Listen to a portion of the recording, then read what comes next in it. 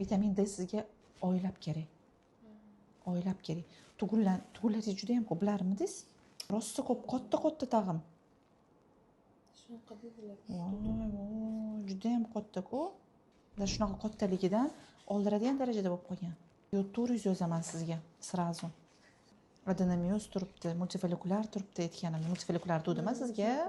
Ko'rmasa, multifolikulyar dominantniy follikul turibdi.